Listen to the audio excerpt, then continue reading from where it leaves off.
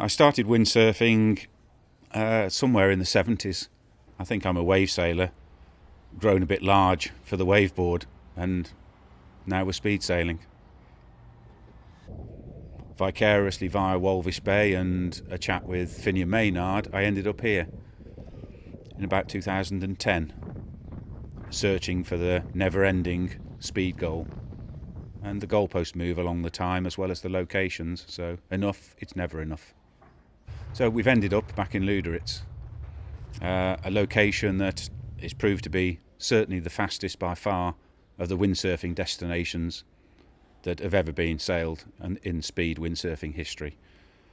It's a place somewhere at the end of the earth. However, when you get here, you realise it has some true diamond legacy, and it's a really special place. The drivers come at 11 o'clock, so we have to arrange a little bit. Anyhow, if now somebody is...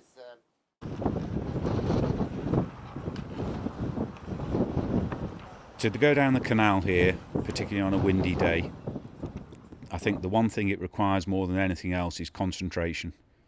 Know your game, know your equipment. I think people that have underestimated the conditions can pay a heavy price here. It looks narrow. It is narrow. There's not much margin for error.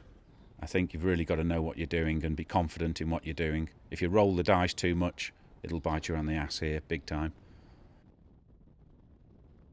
So when you go around that corner, you need to be committed. There's not much room to stop at the end, particularly when you start to see the speeds in excess of 50 knots.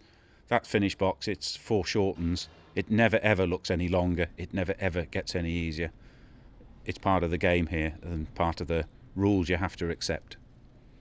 Most of the big hitters in speed, at some point, they've been here in modern times.